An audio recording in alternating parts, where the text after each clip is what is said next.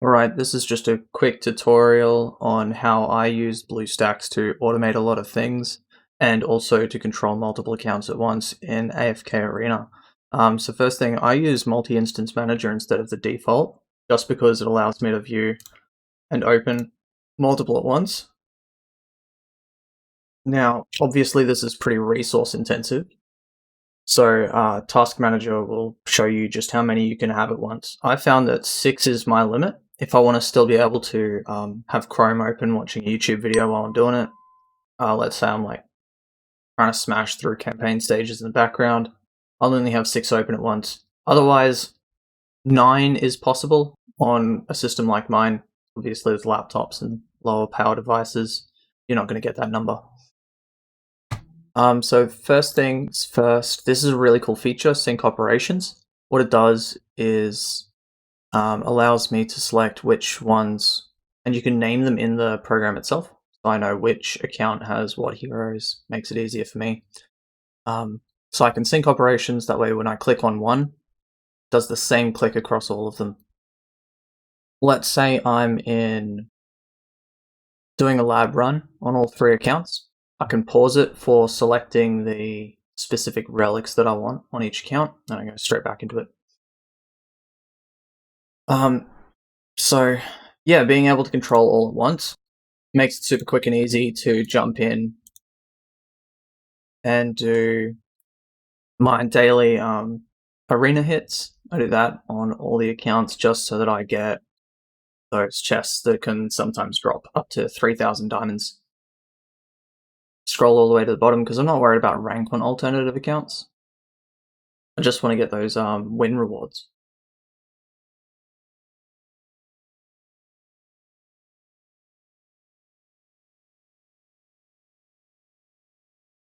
First accounts are going to be much better for this, I reckon, just because then when you are going for those wins, it happens much faster.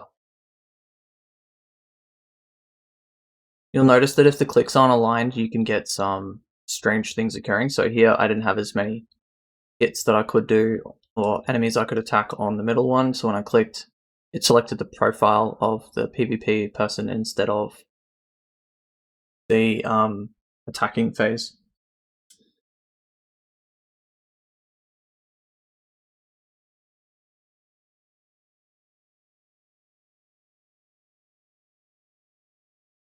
Alright, so that's how I sync accounts to do them quite quickly. If I jump into lab, I'd normally go, okay, that one's pretty good on all of them, so I'll confirm that.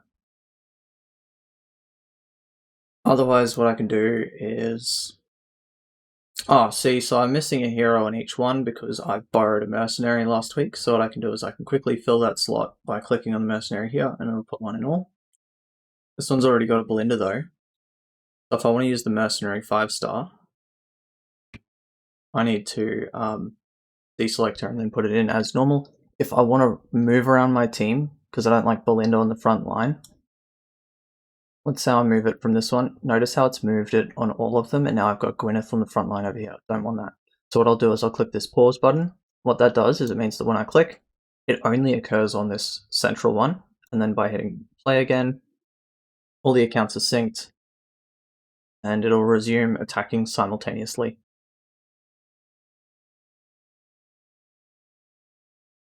You'll notice that with lab runs, the actual map that you go through is exactly the same on all accounts on both Android, iOS, BlueStacks, no matter what you're on.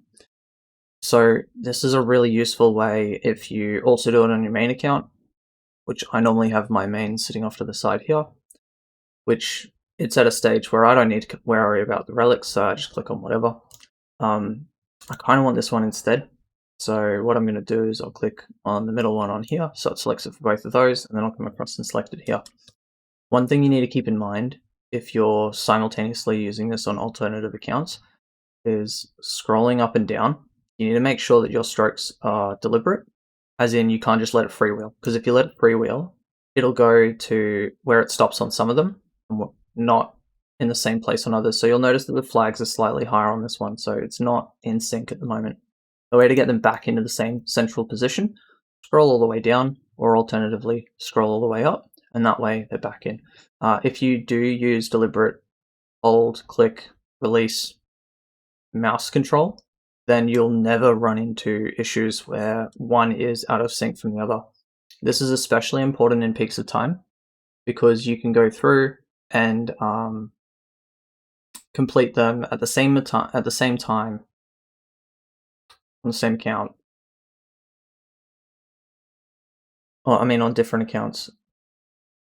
So when you're moving around a big map like this, it's very important that you use these simultaneous strokes with the mouse so that you don't end up, see this one artifacted over here, reset them all back into the same point by putting it in one corner, and now I can find my way easily around the map and make sure that they're all in sync. That way I complete it efficiently for all my alternative accounts. I can get things like the treasures that the artifacts that we use all the time. Makes it much easier. It's very useful with guild fights, so I can start them and run them all at the same time. I just did it on these accounts, so I can't do that right now. When I'm automating campaign pushes, I'll actually use the macro tool. So if you click on these three dots, you'll see the macro recorder tool, which looks like a clipboard and a play button. Clicking on that will open up this macro recorder that allows you to quickly and easily create and save macros. Alternatively to this, if you're using it in a bigger mode, it'll just be on the side, clipboard and play button, and you can even save favorites. So I've been attempting a few different daily macros to go through all of my daily quests, and that way when I am doing them, it doesn't have as many glitches, because I've found that it takes a lot of practice to get it perfect so that every single time, zero input, always right. Because sometimes there's not as many people in your PvP arena, so you won't find as many fights. It might click on a profile instead. That can throw the whole thing off.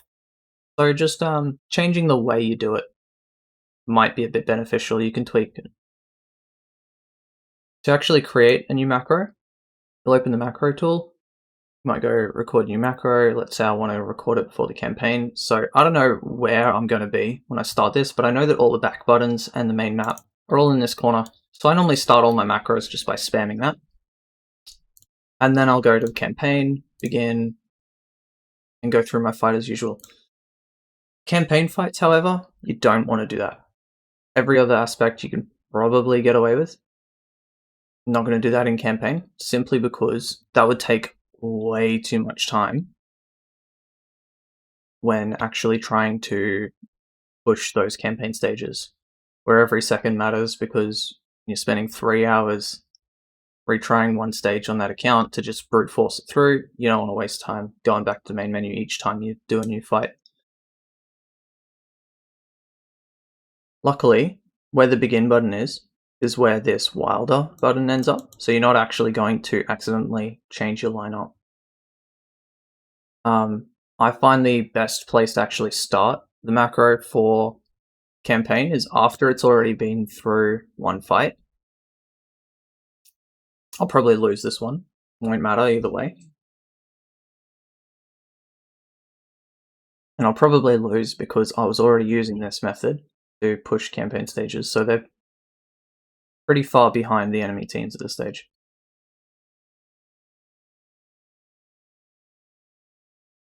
Okay, cool. It says try again. So this, either the win stage, the win page, or the defeat page, either way, that's where I like to start my macro for campaign stages. So then I'll hit record new macro, try again, and straight into begin battle. Those 3 clicks, that's all you need. And I run that twice. So I'll wait for it to lose again, or win. And that way the timing's pretty consistent between them. I'm not worried about adding a delay between them. It's just repeat after repeat after repeat. In practice, this might end up looking like spamming between these 2 points. You'll notice that clicking on this hero doesn't actually do anything. There's no back buttons there. You're not going to accidentally get out of the macro, so it doesn't really make a difference. So if I stop the macro, I can rename it. I might call this like auto campaign brute force. Because I'm not changing any lineups. You could incorporate shifting the front row you wanted. I wouldn't though, I'd manually go and do that and then start it again. BlueStacks has this handy feature where you can see how many tries it's had at the top, which is usually fairly accurate.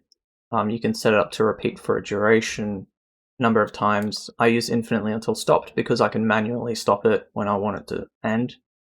Otherwise, the computer's on anyways. You're already using power, might as well be running it. You can change the playback speed to make it faster, but you cannot change the playback speed in this platform to make it slower. You can in Nox, but not in BlueStacks, so that's one limitation of the program. You can add in this interval if you just wanted to record on that first retry begin battle, and then you'd introduce an interval of 40 seconds or however long you think a battle's going to take. You can have a small interval, so it's just continuously spamming between those 2 points, and that way you can effectively reduce the amount of latency between each fight. So I've changed it to make it repeat infinitely, and I'm just going to demonstrate how that works. So it goes in, starts it up. If this fight is shorter or takes longer than the time that I left between it before, what will happen is it will just wait until that time, as long as it was before, to click on it. And one limitation of this is if it's shorter, it'll still take that full amount of time. So this was shorter, so I went straight back into it. If it was longer between those 2 times, then I could potentially have to wait up to 1.5 times the amount of time between each fight. So it can delay it a bit. So it's not as effective as sitting here and manually clicking those buttons, but as long as it allows me to direct my attention elsewhere, watching YouTube videos, doing uni work, that sort of thing, saving me effort, saving me time, ultimately it's a win. You'll have to tweak it when you get up to multi-fight stages. I'm not going to demonstrate that because I don't want to show my account. And yeah, that will be a little bit trickier for programming in, okay, I need it to collect.